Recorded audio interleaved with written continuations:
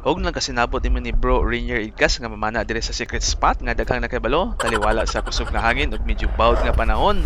Og ditso na tani hapa diri kay nakakita ta og mga bait nga nagkaguliyang motong didto kun ang tubang. Nya wa na ko damha didto di sa ubos nga gagi ang mga kanahan. Ug mautong nagdali-dali kog dunga og fish call kay basin pa di ay naay nagsunod o baka mubalik. Pero mas maayo pa din na yung mga ex-tiyoy, John Alex, kay napay chance mo balik. Ug maong ari ta diri sa Bilason mag-move on. Oh Lord!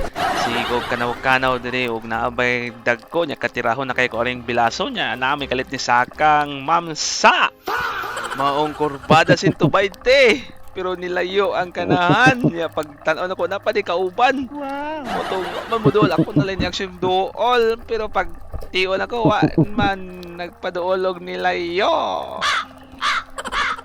Og ato da yung gibalikan pero lain na pong isda atong nakaplagan.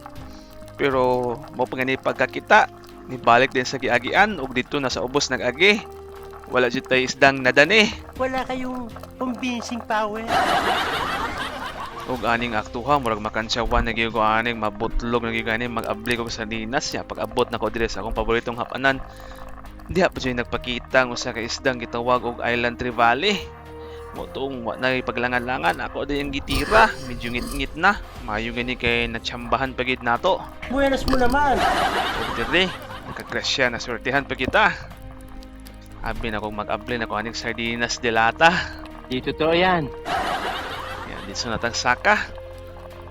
Ang ato ang oras ani, alas 5:30. Ni Saumta, alas 11:30.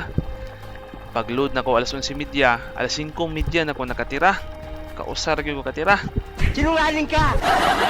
Pero swerte gapon kay naman gapon na da. Happy na ko mag-abri na tag sardinas nga rosbol nga paboritong Master Lloyd biton katipay. Pagtira.